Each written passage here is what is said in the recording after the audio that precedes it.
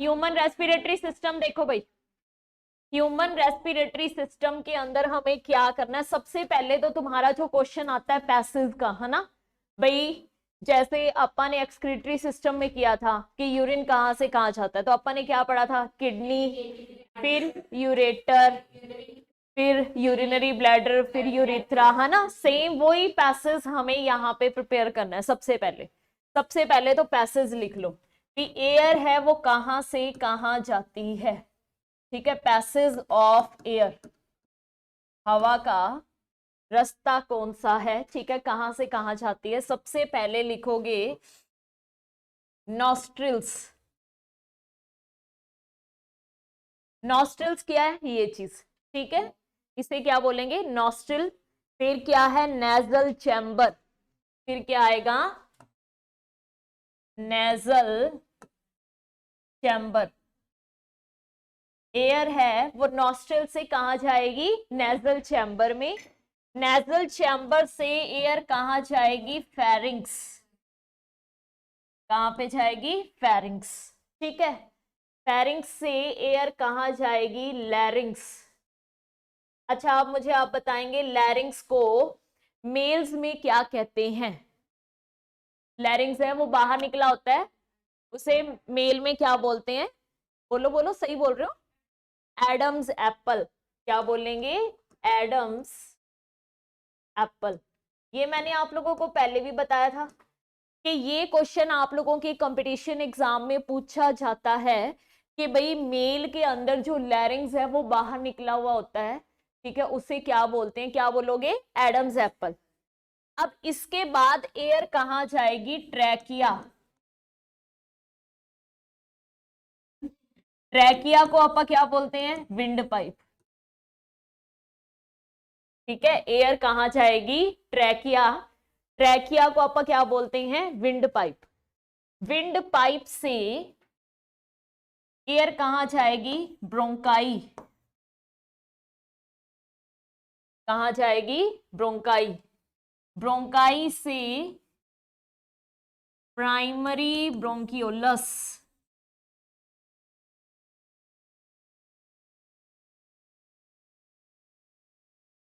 Primary ब्रोंकियोलस से secondary ब्रोंकियोलस।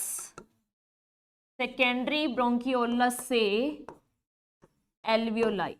ये है भाई पैसेज, कितना पैसेज है। अब इसी को मैं ड्रॉ करके आप लोगों को दिखाऊंगी, ठीक है। अभी एयर कहां से कहां जाती है, इसी को हम ड्रॉ करेंगे।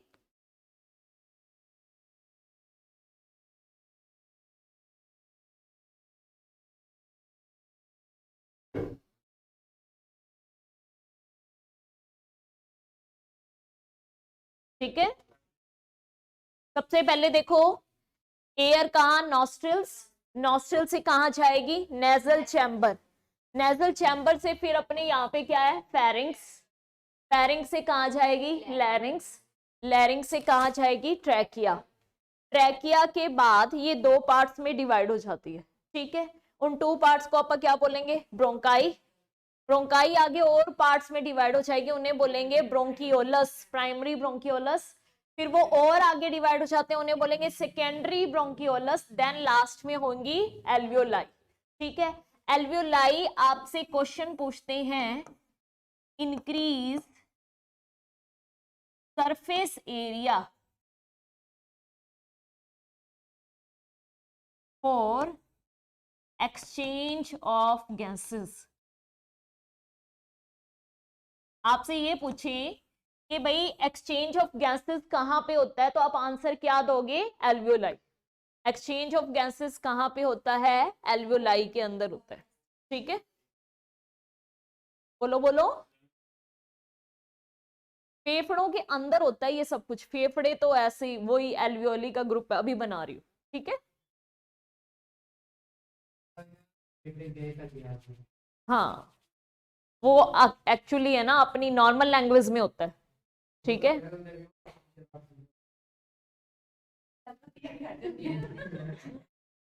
शुरुआत भी यहीं से और खत्म भी यहीं पे, है ना। और हालांकि अपने को ये पता है कि इससे गंदी चीज कोई नहीं है, ठीक है। हम सबको ये पता है कि भाई इससे हमारा लीवर खराब हो जाता है, हम सबको ये पता है कि इससे हमारा सारा अंदर का सिस्टम है वो जल जाएगा, लेकिन फिर भी हम इसके बिना नहीं रह सकते, या इसके बिना बात किए बगैर नहीं रह सकते, है ना। कितनी देर के लिए ये बताओ। हम लोगों ने पढ़ा है कि भाई इसका असर ज्यादा से ज्यादा 15 या 20 मिनट होता है, ठीक है। 15 और 20 मिनट के बाद तो बंदा फिर से नॉर्मल हो जाता है। फिर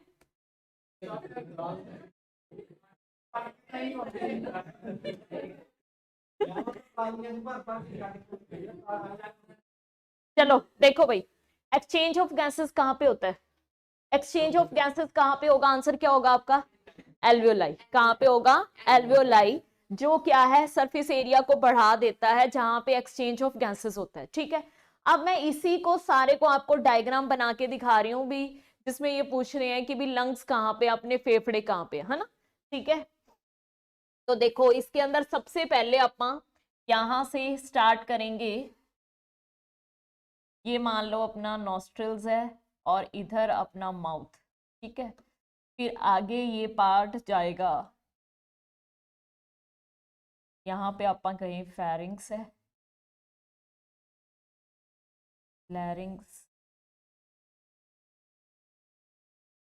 इसमें सी शेप कार्टिलेजिनस रिंग्स,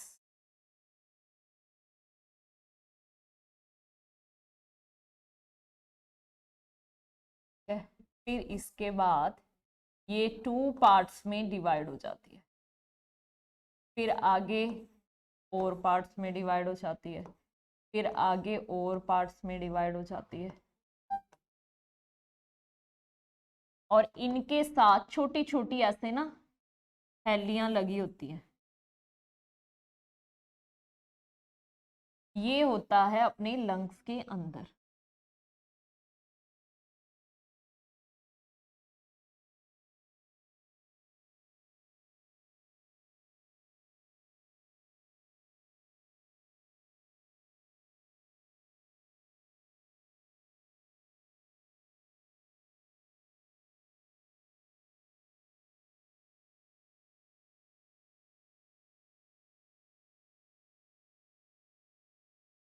और यहाँ पे, हाँ जी आ जाओ, यहाँ पे इस तरीके से अपने एक स्ट्रक्चर होती है जिसे बोलते हैं डायफ्राम।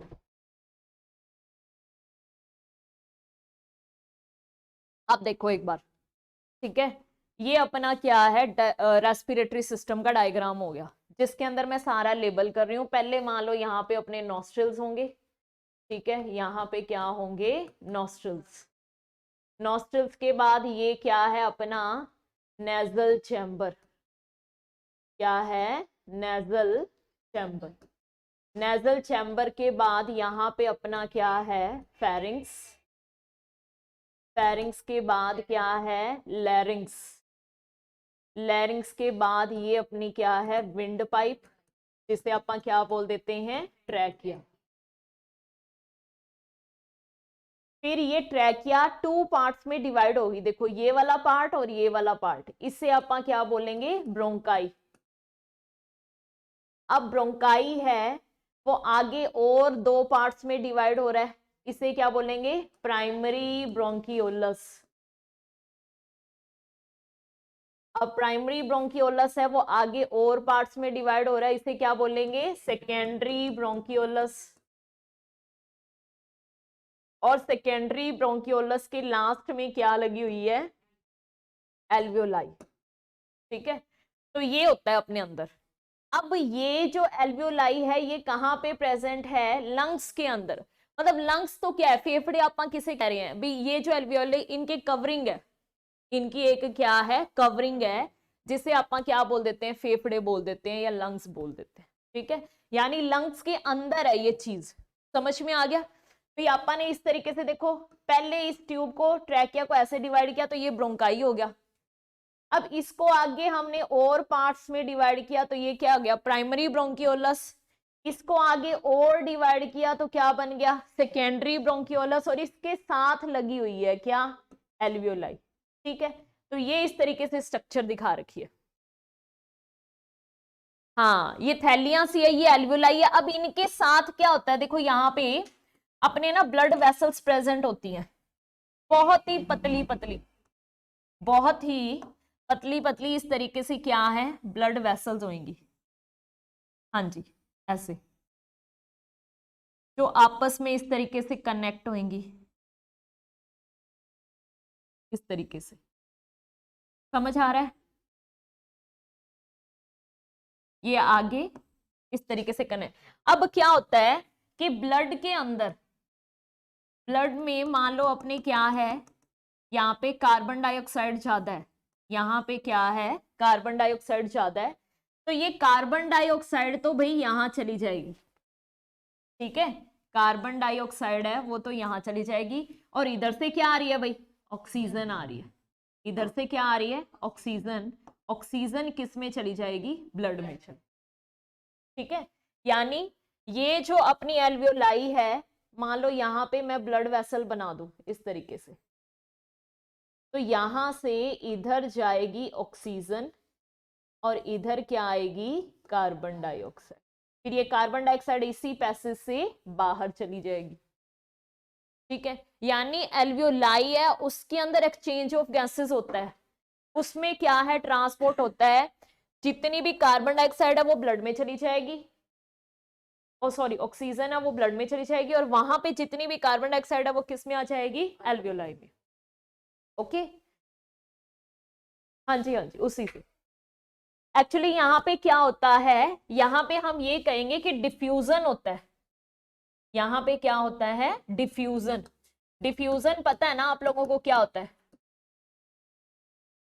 डिफ्यूजन का मतलब है कि गैसेस हैं वो अपनी हाई कंसंट्रेशन से किधर मूव करेंगी, लो कंसंट्रेशन की तरफ, ठीक है। मूवमेंट ऑफ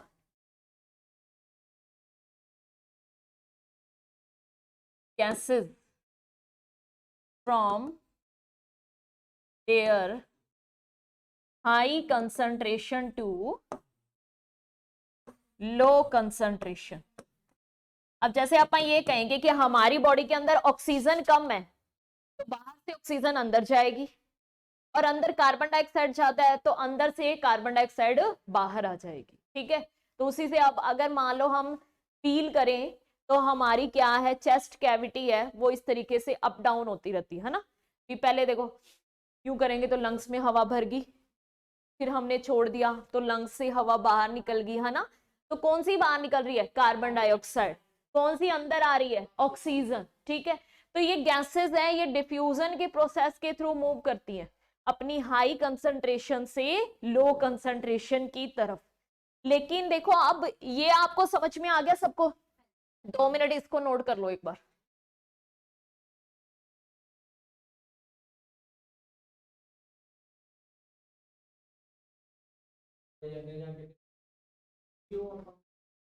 बिल्कुल जी।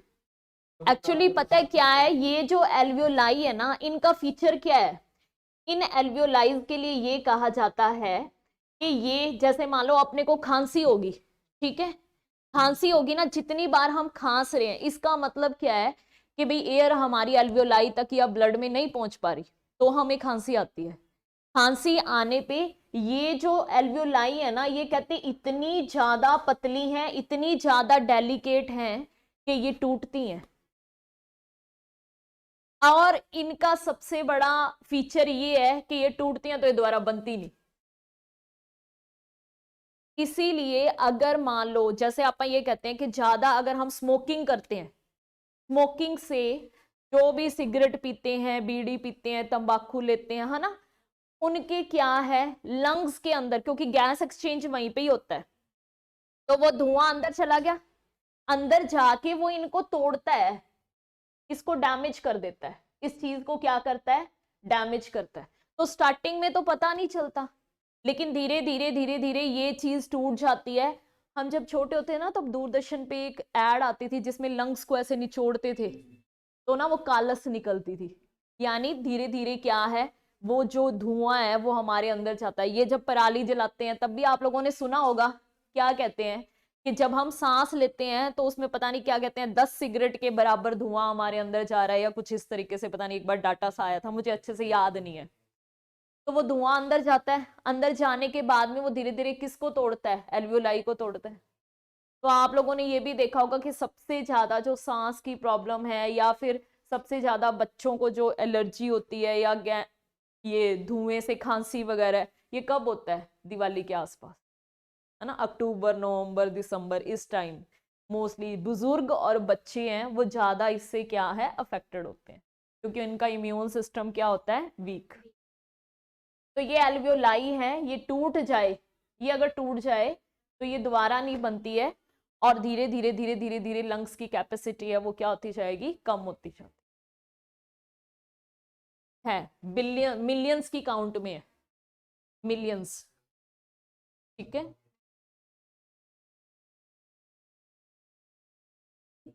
High concentration to low concentration.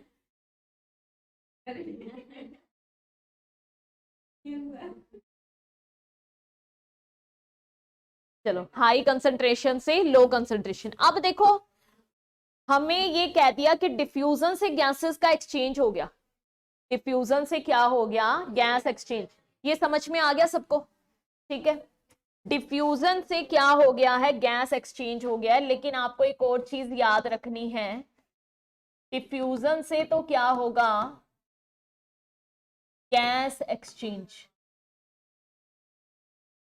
लेकिन क्या कहते हैं कि हमारी जो बॉडी है ना वो इतनी ज्यादा कॉम्प्लेक्स है कि भाई डिफ्यूजन से पूरी बॉडी में ऑक्सीजन नहीं पहुंच सकती। हमारी बॉडी है वो इतनी ज्यादा कॉम्प्लेक्स है कि डिफ्यूजन से पूरी बॉडी के अंदर ऑक्सीजन नहीं पहुंच सकती। भी आप ये कहीं हाई कंसंट्रेशन से लो कंसंट्रेशन की तरफ ऑक्सीजन जाएगी, तो ये पॉसिबल नहीं है। कहते अगर सिर्फ डिफ्यूजन होता तो सालों लग जाते हमारी पूरी बॉडी में ऑक्सीजन पहुंचने में। तो हमारे अंदर डिफ्यूजन के अलावा और ऐसा क्या है जो ऑक्सीजन को पूरी बॉडी में पहुंचाता है, वो है रेस्पिरेटरी पिगमेंट। क्या नाम है उसका, रेस्पिरेटरी पिगमेंट का नाम बताओ। वेरी गुड, क्या नाम है, हीमोग्लोबिन। ठीक है, तो डिफ्यूजन लिख लो, is not sufficient for exchange of gases, या फिर हम क्या कहेंगे, ट्रांसपोर्ट ऑफ गैसेस। कहते ट्रांसपोर्ट ऑफ गैस के लिए सिर्फ और सिर्फ डिफ्यूजन है वो सफिशिएंट नहीं है। ट्रांसपोर्ट ऑफ गैसेस के लिए डिफ्यूजन सफिशिएंट नहीं है। ठीक है, हमारे अंदर अब देखो, यहाँ से डिफ्यूजन तो कहां तक होता है, बस एल्वियोलाई से ऑक्सीजन को ब्लड में भेजना, इतने तक डिफ्यूजन होता है। डिफ्यूजन तो हम क्या कहेंगे, सिर्फ यहाँ पे होगा। डिफ्यूजन तो हम क्या कहेंगे, सिर्फ और सिर्फ यहाँ पे होगा कि यहां से इधर ऑक्सीजन आ गई और इधर से इधर कार्बन डाइऑक्साइड होगी। डिफ्यूजन सिर्फ यही होगा। अब इसके बाद में आगे का काम, अब ये ऑक्सीजन जब ब्लड में आ गई ना, तो ये किसके साथ जुड़ जाएगी भाई, हीमोग्लोबिन। अब ये हीमोग्लोबिन पूरी बॉडी में ले जाएगा।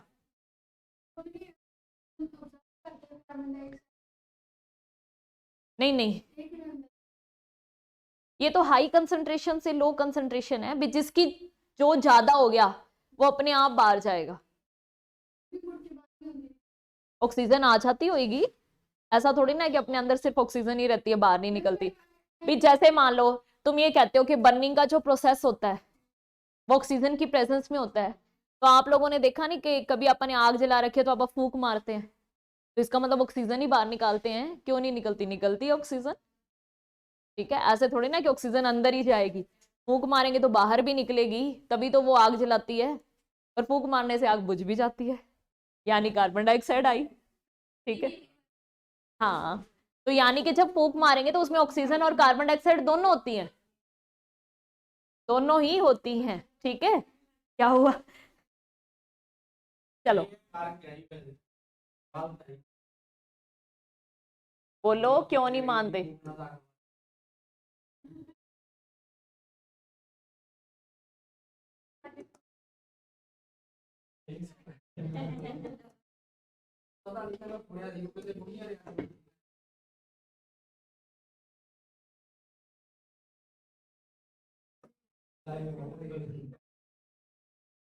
चलो जल्दी लिख लो।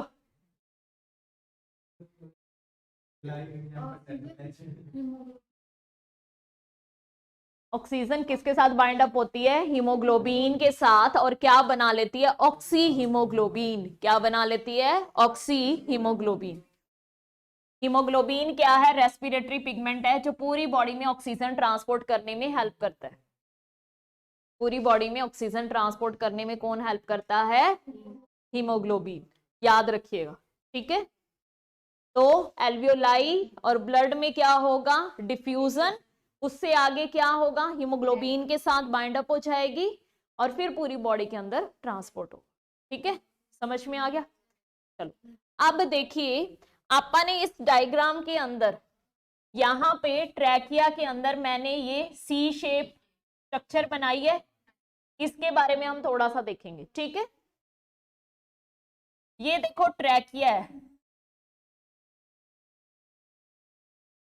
इस ट्रैकिया के अंदर half C shape, half C shape इस तरीके से, ऐसे ऐसे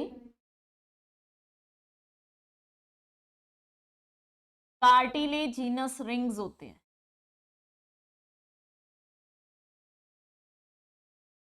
ठीक है, लिखो सी शेप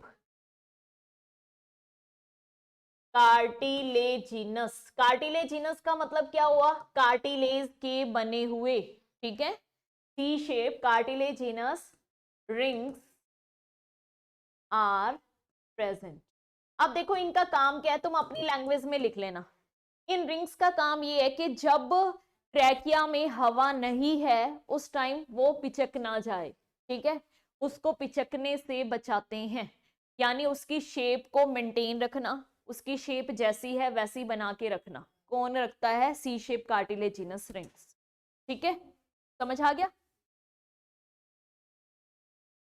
मान लो हवा नहीं है, हाँ, वैसे ही शेप बनी रहे।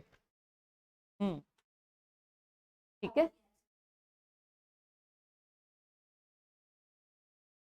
जिसे क्या बोलते हैं इंग्लिश में? कैलॉप्सिंग।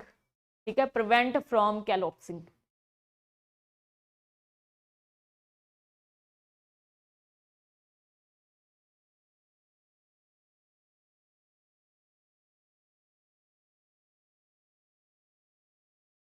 मैं क्या उस दिन के बाद वो नहीं आई?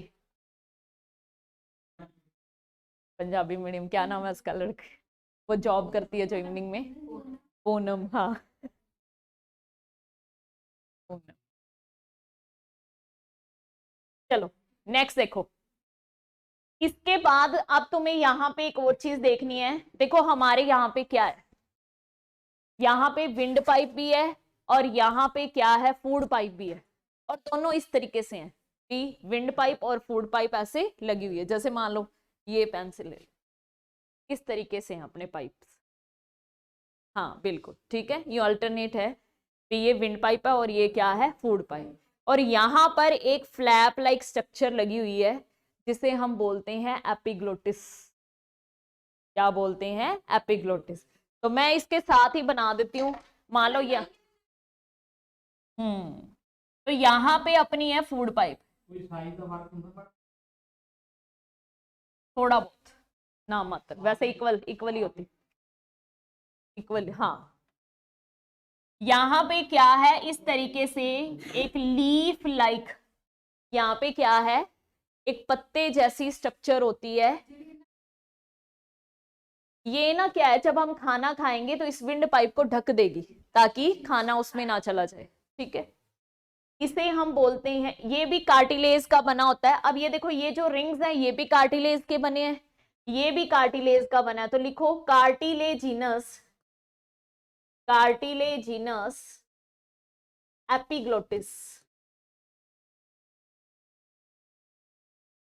ये जो फ्लैप लाइक स्ट्रक्चर है, ये जो ऐसे पत्ते जैसी स्ट्रक्चर मैंने बनाई है, इसको अपन क्या बोलेंगे? एपिग्लोटिस। क्या बोलेंगे? एपिग्लोटिस। और जो ये विंड पाइप का यहाँ पे जो पोर है इसे बोलेंगे ग्लोटिस। फूड पाइप वाले को नहीं बोलते, किसको बोलते हैं? विंड पाइप वाले को। ये आपसे क्वेश्चन पूछ सकते हैं कि ट्रैकिया या विंड पाइप की जो ओपनिंग है उसको क्या बोलते हैं? ग्लोटिस। उसे क्या बोलते हैं? ग्लोटिस। और यहाँ पे जो पत्ते जैसी स्ट्रक्चर है इसे क्या बोलेंगे? एपिग्लोटिस। जब भी हम खाना खाएंगे, मान लो फूड पार्टिकल हम खा रहे हैं, ठीक है, यहां से फूड पार्टिकल आ रहा है, तो ये इधर ना चला जाए, जैसे ऊपर से आ रहा है, यहां से आ रहा है, ये क्या है, इधर ना चला जाए, ये क्या है, इसको ढक देता है। हाँ, एपिग्लोटिस है, वो ग्लोटिस को, जैसे ये मान लो ग्लोटिस है, इसको एपिग्लोटिस ऐसे कवर कर देता है ताकि इधर क्या है, खाना ना चला जाए। अगर मान लो हमारा खाने की तरफ ध्यान नहीं है, हम बातें कर रहे हैं, हंस रहे हैं, तो फिर ये बंद नहीं हो पाता और खाना इधर चला जाएगा। जैसे ही इधर चला गया वैसे ही क्या है, खांसी आएगी और फूड पार्टिकल फिर से इधर से निकल के इधर चला जाएगा। ठीक है, समझ में आ गया? तो ये एपिग्लोटिस और ग्लोटिस का काम है। डन? हाँ जी, ग्लोटिस और एपिग्लोटिस।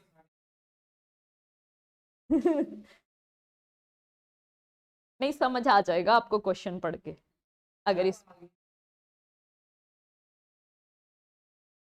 है? ये तो नॉर्मल सी बात है ना?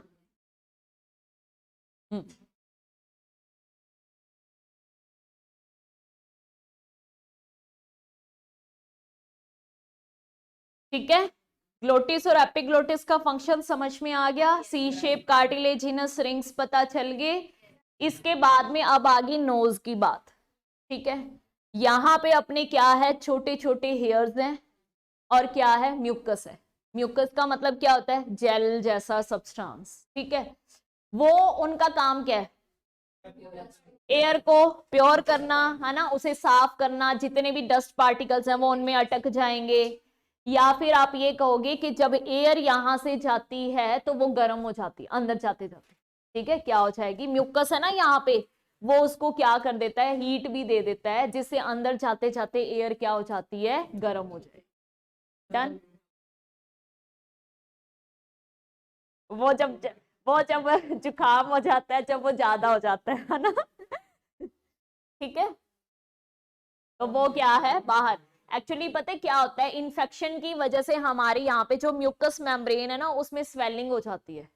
उसमें स्वेलिंग हो जाती है तो वो म्यूकस है वो बाहर निकलना शुरू हो जाता है, तो उसे आप क्या देते हैं, कहते हैं भी जुकाम हो गया। ठीक है, और ज्यादा हो तो फिर गले में भी आने लग जाता है, और सारी जगह देखो, अपनी पूरी बॉडी के अंदर अपन ने क्या पढ़ा है, पेट में भी म्यूकस है, वो HCl से बचाता है ना? यहाँ पे भी म्यूकस है, डस्ट पार्टिकल्स को चिपका लेता है अंदर, यहाँ पर भी म्यूकस है, वो क्या करता है, जर्म्स के अटैक से बचाता है। मतलब पूरी बॉडी के अंदर म्यूकस है। तो म्यूकस क्या कर रहा है, हमें एक तरीके से प्रोटेक्शन प्रोवाइड कर रहा है। ठीक है, यहाँ तक कि जहाँ पे यूरिन स्टोर रहता है, यूरिनरी ब्लैडर में, वहां पे भी म्यूकस होता है, क्योंकि यूरिन होता है ना, वो एसिडिक होता है। तो एसिड की वजह से अपने अंदर की मेम्ब्रेन्स ना जल जाएं, तो उसको प्रोटेक्ट करने के लिए वहां पे भी म्यूकस है। मतलब म्यूकस हर जगह प्रेजेंट है। ओके, अब नेक्स्ट आपसे सिंपल से अगर क्वेश्चन पूछे कि भी मछलियां हैं वो किससे रेस्पिरेशन करती हैं, सबको पता होना चाहिए,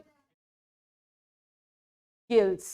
ठीक है, फिश किससे रेस्पिरेशन करेंगी, गिल्स। ह्यूमन बीइंग किससे करता है, ह्यूमन बीइंग किससे करेगा, लंग्स से करेगा। किससे करेगा, लंग्स से। 1 मिनट में हम कितनी बार सांस लेते हैं, 12 से 18 टाइम। ठीक है, 1 मिनट में हम 12 से 18 बार सांस लेते हैं। और अगर हमने हैवी एक्सरसाइज की है, यानी रनिंग कर रहे हैं, तो कितना हो जाएगा, 20 से 25। ठीक है, एक्सरसाइज के टाइम, एक्सरसाइज के टाइम इसकी वैल्यू कितनी हो जाती है, 20 से 25 टाइम पर मिनट। 1 मिनट में 20 से 25 हो जाती है इसकी काउंट, अगर हम क्या कर रहे हैं, एक्सरसाइज कर रहे हैं, रनिंग कर रहे हैं। ओके, अब देखो, मैंने जब लंग्स का डायग्राम बनाया था तो नीचे एक इस तरीके की स्ट्रक्चर बनाई थी भाई, है ना? इसे क्या बोलते हैं, डायफ्राम। क्या बोलते हैं, डायफ्राम। तो आपसे ये कहें कि जब हम रेस्पिरेशन, मतलब अगर हम सांस अंदर लेके जा रहे हैं, अगर हम देखो सांस अंदर लेके जा रहे हैं, तो यहां से लंग्स फूलेंगे। ठीक है, तो उस टाइम क्या कहेंगे, हमारी जो पसलियां हैं, रिब्स हैं, वो ऊपर हो जाती हैं और डायफ्राम है वो नीचे चला जाता है। यानी ये डायफ्राम है, ये फ्लैट हो जाता है। ये क्या हो जाता है, फ्लैट। तो ये आपसे क्वेश्चन पूछ सकते हैं, क्या पूछ सकते हैं कि इंस्पायरेशन, इंस्पिरेशन या इंस्पायरेशन, यानी जब हम एयर इन लेके जा रहे हैं, एयर क्या है, इन लेके जा रहे हैं, तो रिब्स क्या होंगी, रिब्स अपवर्ड, यानी अपनी जो पसलियां हैं वो ऊपर की तरफ हो जाएंगी, और डायफ्राम क्या हो जाएगा, फ्लैट हो जाएगा। ठीक है, डायफ्राम क्या हो जाएगा, फ्लैट हो जाएगा। और जब हम एक्सपायरेशन कर रहे हैं, एक्सपायरेशन का मतलब क्या है, जब हम एयर को बाहर निकाल रहे हैं, तो उस टाइम क्या है, रिब्स और डायफ्राम दोनों अपनी नॉर्मल पोजीशन पे हो जाएंगे। ठीक है, रिब्स एंड डायफ्राम कहां पे होंगे, नॉर्मल पोजीशन।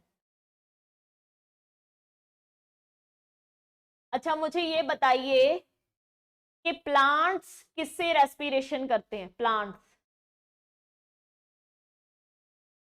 प्लांट्स रेस्पिरेशन किससे करते हैं, या फिर आप क्या कहेंगे, गैस एक्सचेंज कहां से करते हैं, गैस एक्सचेंज कहां से करते हैं, स्टोमेटा। आंसर क्या दोगे, स्टोमेटा। स्टोमेटा को कौन कवर करके रखता है, गार्ड सेल। कौन सी सेल, गार्ड सेल। आपसे ये भी पूछ सकते हैं, ये अंदर वाला स्टोमेटा है और ये क्या है, गार्ड सेल है। आपसे ये भी पूछ सकते हैं कि गार्ड सेल नहीं, स्टोमेटा की ओपनिंग और क्लोजिंग में कौन हेल्प करता है, यानी उनको ओपन करना, उनको क्लोज करने में कौन हेल्प करता है, गार्ड सेल हेल्प करती है। ठीक हो, तो अब लिख लो, ये नोट कर लिया सबने, करो करो। डॉल्फिन के अंदर लंग्स भी हैं, वो एक मैमल है, वो वेल होती है। वेल और डॉल्फिन दोनों मैमल्स में आते हैं।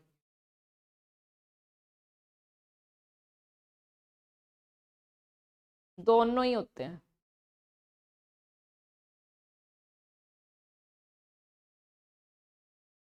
तो कोई गिल्स वाला भी होएगा, कौन सा था,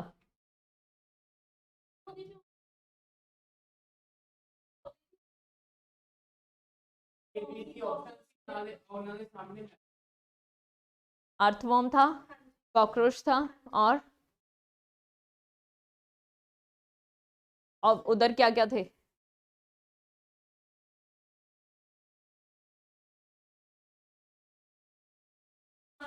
अर्थवॉर्म स्किन से करता है।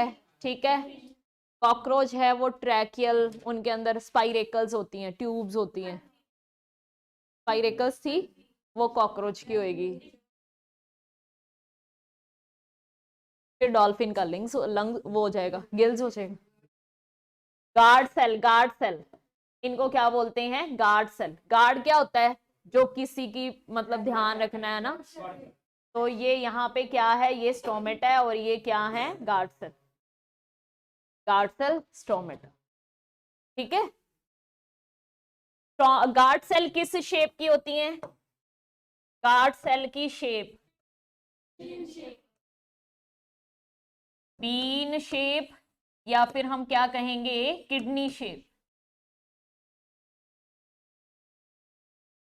बीन शेप या फिर क्या बोलोगे, किडनी शेप। ठीक है, अब देखो रेस्पिरेशन कितने टाइप का होता है, दो टाइप का, एरोबिक और एनारोबिक। पढ़ा है, सुना है, हाँ, ऑक्सी और अनॉक्सी। रेस्पिरेशन है, ये दो टाइप का होता है, एरोबिक और क्या होता है, एन एरोबिक। ये कब होता है, एरोबिक कब होएगा, प्रेजेंस ऑफ ऑक्सीजन, यानी हम लोग एरोबिक रेस्पिरेशन करते हैं। हम कौन सा रेस्पिरेशन करते हैं, एरोबिक। ठीक है, एरो इसके अंदर क्या होगा, ग्लूकोज टूटेगा, C6H12O6, इसमें साइटोप्लाज्म में, सेल के साइटोप्लाज्म में क्या बनेगा? Pyruvic acid. ये टूटेगा कहाँ पे? माइटोकॉन्ड्रिया में। और क्या बनेगा? अल्कोहल, कार्बन डाइऑक्साइड, नहीं नहीं, अल्कोहल इसमें नहीं है। यहाँ पे क्या बनेगा? Carbon dioxide, water and energy. ठीक है। अब देखो, आपसे ये पूछते हैं कि एरोबिक रेस्पिरेशन में ग्लूकोज जब टूटता है वो कहाँ पे टूटेगा? क्या बोलोगे? सेल के साइटोप्लाज्म में। उससे क्या बनता है? पाइरुविक एसिड बनता है। पूछेंगे पाइरुविक एसिड कहाँ पे टूटेगा? माइटोकॉन्ड्रिया में। माइटोकॉन्ड्रिया क्या होता है? Power house of cell. Power house of cell. यहाँ पे क्या बनेंगे? ATP molecules. एटीपी यानी एनर्जी बनेगी। एटीपी की फुल फॉर्म बताना जरा। Adenosine triphosphate. एटीपी की फुल फॉर्म क्या है? Adenosine triphosphate. ठीक है। तो एटीपी माइटोकॉन्ड्रिया के अंदर बनेंगे, तो एटीपी से हमें क्या मिलेगी? एनर्जी। कार्बन डाइऑक्साइड बाहर रिलीज कर देंगे, पानी का अपनी बॉडी यूज ही कर लेती है।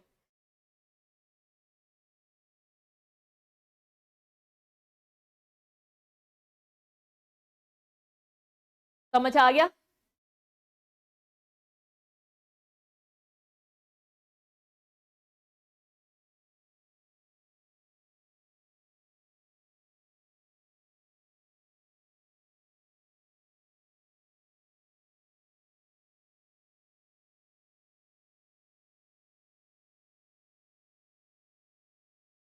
Adenosine triphosphate. एटीपी हमारी क्या है? Energy currency. और इसकी फुल फॉर्म क्या है? Adenosine triphosphate. ठीक है। क्या है फुल फॉर्म? Adenosine triphosphate. ये क्या हो गया? Aerobic respiration.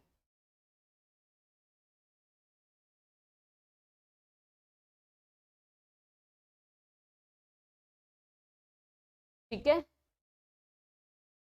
अब हम पढ़ेंगे एनएरोबिक रेस्पिरेशन।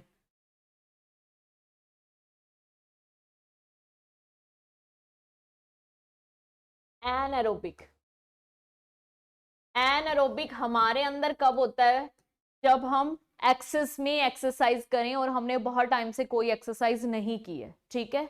उस टाइम एनएरोबिक रेस्पिरेशन हमारे अंदर कहाँ पे होता है? मसल्स में। तो मसल्स के अंदर क्या बनेगा? लैक्टिक एसिड, जिसकी वजह से आपका क्या कहते हैं? भी खल्लियां पड़गी, है ना? Lactic acid. और साथ में क्या मिलती है हमें? एनर्जी तो मिलती है। भी एक बार तो आप काम कर लेते हैं, लेकिन बाद में लैक्टिक एसिड की वजह से खल्लियां पड़ जाती हैं। कुछ नहीं होता, अपने आप ये धीरे धीरे मसल्स में से डिसॉल्व हो जाता है, तो हम एक दो दिनों में नॉर्मल हो जाते हैं। Anaerobic respiration. Anaerobic respiration अगर ईस्ट करे, अगर कौन करे? ईस्ट, तो क्या बोलते हैं? फर्मेंटेशन। ईस्ट क्या है? एक यूनिसेलुलर फंजाई है। ईस्ट क्या है? एक यूनिसेलुलर फंजाई है। तो एनारोबिक रेस्पिरेशन अगर ईस्ट करता है तो हम एनारोबिक रेस्पिरेशन नहीं करेंगे, फिर हम क्या कहेंगे? फर्मेंटेशन। जैसे भटूरों में डालते हैं, ब्रेड में डालते हैं, उनको फ्लफी बनाने के लिए, उनको सॉफ्ट बनाने के लिए किसका यूज करते हैं हम? ईस्ट का। देखा सबने ईस्ट? दाने मिलते हैं किराने वाली शॉप पे, उसका शैशे लाके आप यूं कह दो ईस्ट का पाउच दे दो, आपको ईस्ट दे देंगे। आप उसको क्या है? पानी में थोड़ा सा घोल के आटे में डाल दो, केक में, किसी भी चीज में फ्लफी बनाने के लिए, सॉफ्ट बनाने के लिए, पिज्जा, हाँ पिज्जा बेस बनाने के लिए भी यूज करते हैं।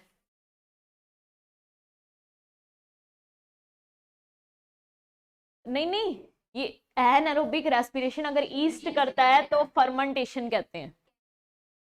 क्या कहते हैं, फर्मेंटेशन कहते हैं। और ईस्ट क्या है, एक यूनिसेलुलर फंजाई है। और फर्मेंटेशन के प्रोसेस का प्रोडक्ट क्या होएगा, शराब बनाने के लिए भी इसका यूज करते हैं।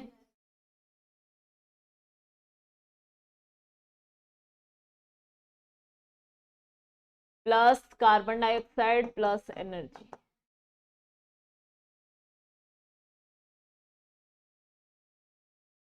ठीक है, तो ईस्ट है वो एक क्या है, यूनिसेलुलर फंजाई है, जो क्या करे, एनारोबिक रेस्पिरेशन करे, तो उसे आप क्या बोलेंगे, फर्मेंटेशन बोलेंगे। और इससे अल्कोहल, कार्बन डाइऑक्साइड और क्या रिलीज होगी, एनर्जी। मसल्स में अगर एनारोबिक रेस्पिरेशन हो रहा है तो क्या बनेगा, लैक्टिक एसिड। क्या बनेगा, लैक्टिक एसिड। साथ में एनर्जी तो मिलेगी क्योंकि रेस्पिरेशन है। रेस्पिरेशन क्या होता है, ग्लूकोज का ब्रेकडाउन। ठीक है, और उससे हमें क्या मिले, एनर्जी, तो उसे आप क्या बोल देते हैं, रेस्पिरेशन बोल। डन, ये टॉपिक आप लोगों का कंप्लीट हो गया। सिद्धार्थ